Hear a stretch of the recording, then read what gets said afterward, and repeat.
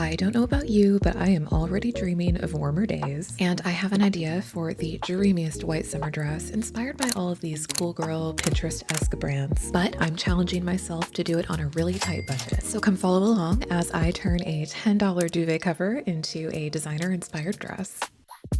My goal with this dress is to create this really easy breezy silhouette. Something we've been seeing a lot in the last couple of seasons are these really pretty gathered details, whether it be on the neckline, the armholes, or just under the bust. This allows for some really pretty volume and easy shaping, so I definitely wanted to incorporate it into my dress. My main inspiration is this dress right here from Dish. I'll be copying it pretty closely, but there are some changes that I want to make. For one, I really want to design the gathers around the neckline really carefully because in some photos you can kind of see it bubble up on the shoulder as it transitions to the back, and I think I know how to avoid that. The other thing I'm not going to be sticking true to the design with is the armhole. I typically like a little bit more coverage in that area, so I'm going to be changing the shape and raising it just a little bit. The fabric for today's project is from a duvet cover that I thrifted for $10. This is the back side of the fabric. The front side was this pretty waffle knit that I ended up using for a failed bathrobe project a while back. There's a reason you never saw a video on that one. This is really nice. It's like a thicker white fabric with a plain weave. It's a little soft, but it still has some structure. This was a queen or king size. Either way, I think I'm gonna have plenty of fabric to make this dress. I even have some buttons, which I will probably not be using. I kind of want to try something a little bit different this time. I really do love my pattern making, but I am trying to do this project a little quickly. I think I might draft a shape on my dress form for the neckline and the armholes. And this dress form is not my size, but because the dress is so loose and it's gonna have so much ease, that's kind of okay. I really just need a form where I can create a really nice shape and then copy that onto some paper. I highly recommend getting yourself some real draping tape. This is not proper, but it'll do for now. One of the ways that I make this dress form work for me is I'm able to take measurements like my arm side measurement or my preferred armhole drop, and then I can mark that with a pin on here. And then that way, when I'm draping my armhole shape, I can make sure to drape the shape to that pin.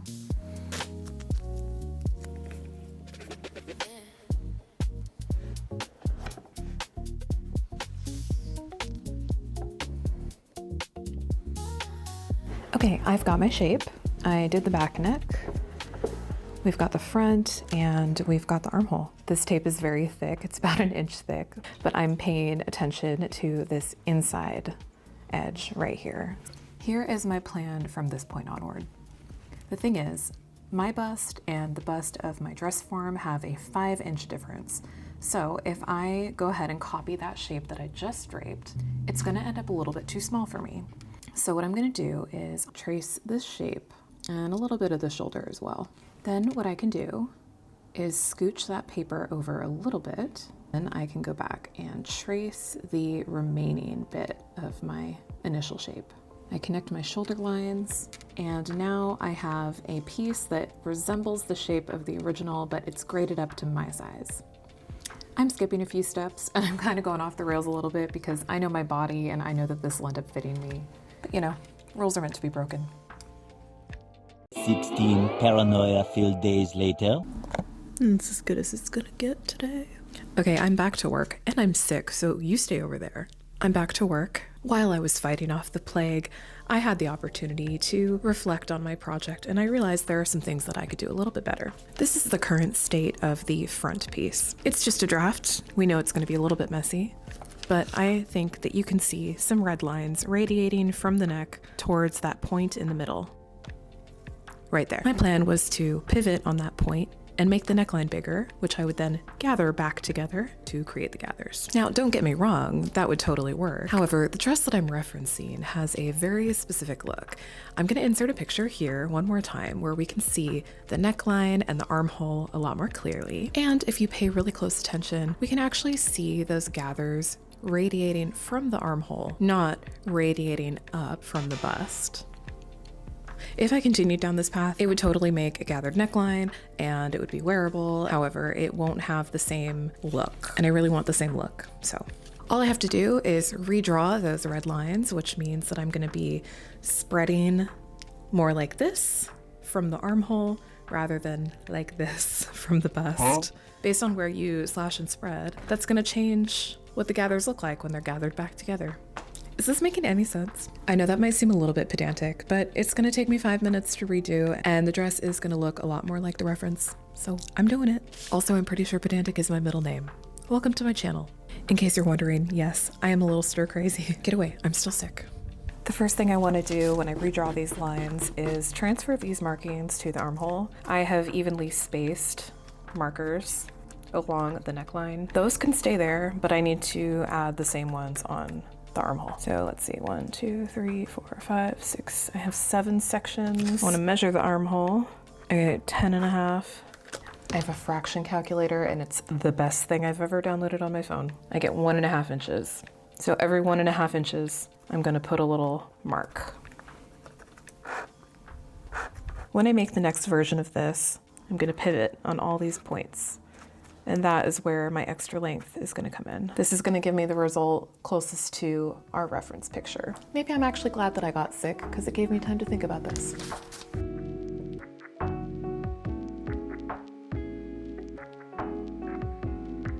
Okay, I hope you can see a little of what's happening here. I have my little sections that I've traced, and you can see that these lines don't perfectly connect. So I'm just gonna go through and smooth this out. And if you really want, you can whip out one of your French curves. Okay, you're probably thinking like this is not like the shape of a human arm, but once this all gets gathered back, this shape will kind of straighten back out to its original armhole shape. That's what I hope. Okay, making a little line there, that's gonna be important later. And the last piece of information that we need to transfer over to this, we wanna get the measurement of the original neck. That is so we know what to gather this to. Really quickly, I wanna talk about the line that I just drew. This one right here. At the start of this video, I told you that I had an idea on how to improve the bunching that was happening near the shoulder seam on the neckline. And I think that I figured that out. The back neckline is not gathered. So in order to ease that transition, I have decided to back off the gathers a little bit. So here's my shoulder seam, right? I'm not gonna gather all the way to the shoulder seam. I'm gonna back off a little bit. I'm gonna start gathering here. I can gather more here and gather less and less and less until I get here. That's gonna make a really nice transition between gathers and no gathers. But with all that said, I think we're ready to cut out fabric. Currently my pattern pieces are shirt length. I'm actually just gonna freehand cut this out of the fabric. So as a reference for the length of my dress, I've just laid out a dress that I really like already. So I'm gonna put my pattern piece right there, and then I'm gonna basically, on the fabric, giraffe a side seam. I've also measured the sweep, the hem sweep of this dress. And it looks like this one in total is about 70 inches. This dress does have a lot of volume, you know, it's got some tiers with some shirring. So it's not quite the same, but I do like how much the hem sweeps open. So I'm just really using this right here as my reference, and also the length. Normally, I really hate cutting out fabric on the floor because I have the knees of a geriatric 80-year-old. However, in this case, the dress is so big that I'm not gonna bother using my little desk.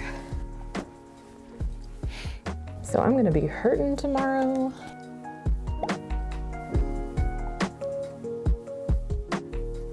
Okay, we have our shape. This is the front, I have to do the back. I am going to fix up the hem after I've sewn the rest of the dress. That's gonna be the last thing that I'm gonna do. I ended up pausing before cutting out the back and made a last minute change. I have a lot of fabric left over, like 30% more fabric than I thought I would have. I want to take advantage of that width and get the most swingy hem and most volume that I possibly can. I hope you can see my reckless pattern making. This is my back pattern piece. I'm using my front piece that I've already cut out to guide my hem shape, and then my ruler over here. And then my ruler over here is my new center back seam. I'm just gonna add another wedge of fabric at center back so it's nice and flared out in the back too. You gotta move. Thank you. I'm pretty sure that my cat speaks English.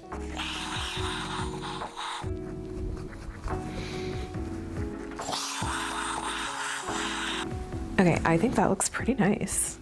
Whenever you're doing any kind of ruffles or gathering or shirring, it's really worth it to just take the time before you finish this edge to make the ruffles look good.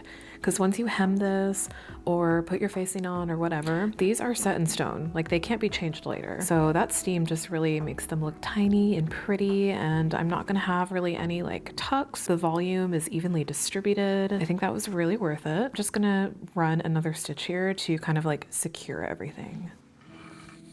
And just like that, the second most annoying work for this dress is finished.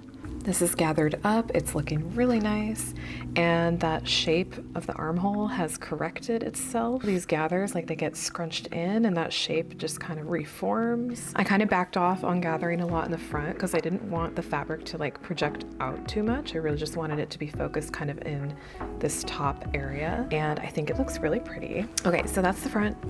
I've got the back. Next, I'm gonna join the shoulder seams, finish those. I'm gonna do that for the side seams as well. Then onto the thing that I'm low-key dreading, which is inside bias binding the armholes and the neckline. Good morning. It's the next day. I did my first try on last night. I will insert some clippage here. I am really pleased with how this is going so far. I talked to the camera the whole time, but the audio is missing, so I'll just narrate.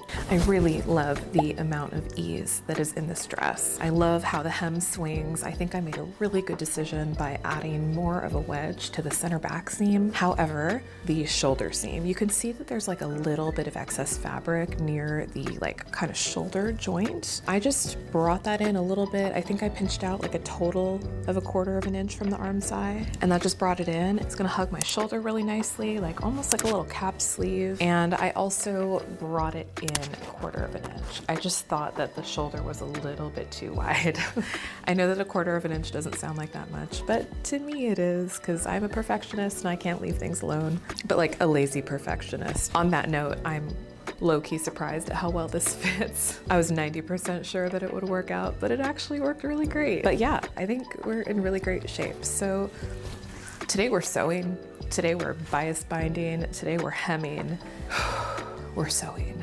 I'm trying really hard to hype myself up because I'm still not feeling 100%. I can't even say like how over it I am. This is the largest mug I own. I'm on my 2nd cup of coffee. We're gonna sew, we're gonna drink our coffee. Let's do this.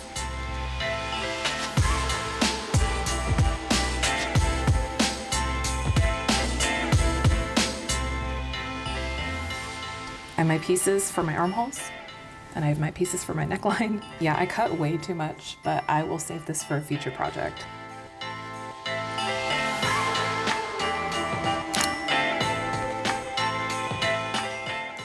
I am so glad that went well, because let me tell you, I almost always screw that part up. Next step, I have to understitch. Then after I do that, I can fold it under and then stitch it down. This is quite possibly the worst shirt I could have worn today. I swear, if I accidentally sew over one of my sleeves. Loose threads are everywhere. The armholes and the neckline are finished. Now we have to figure out the hem. I have my emotional support Pepsi. I've got my dress fanned out here. This is the side seam. This is the front. This is center back. Before I even cut this out, I drafted a line for how thick I wanted my hem to be. And I was thinking I would just turn this up, stitch it, and then I'd have a nice wide hem. But as you can see, it's pretty A-line. It's not like a perfect rectangle. Because of that, when I fold this up, I might get some rippling up here because I'm technically sewing 2 seams together that aren't the same length. My other option is to do a facing, where I basically trace the shape right here, add some seam allowance, and sew on another piece. And then that's what I turn up. But you know what? Doing facings, it's kind of a lot of work. I think I'm gonna try to do a regular turned hem. Let's clean up these edges. Obviously, I can't leave this the way it is.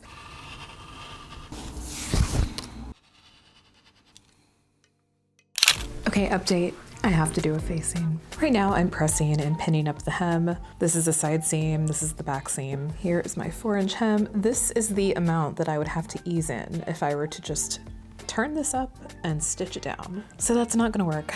I think my next plan is actually just to cut off this 4-inch wide strip off the bottom of the dress, and then I'm gonna use that as the facing. I will lose a little bit of length since I'm doing that. However, it's better than trying to piece together a facing from all of my fabric scraps. I don't feel like doing that right now. Okay, facing time.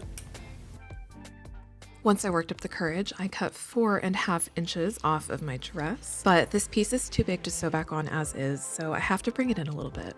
I marked new side seams, a new back seam, and took them in at my machine. Except I screwed it up somehow. This is the exact moment I realized that I had cut too much off. As a result, I had to patch it, so there is an extra seam on the back. This will be on the inside though, so you can only see it a little bit. After understitching, I sewed down the facing, and this is the only stitch that you can see from the outside. I had this weird thought, like, I wonder if the previous owner of this duvet cover ever imagined someone would turn it into a dupe of an expensive dress for the internet and then bring it on vacation, but it is finally finished. Guys, I am over the moon. I can already tell you that I will be wearing this all summer. In fact, I am taking it to Hawaii next month.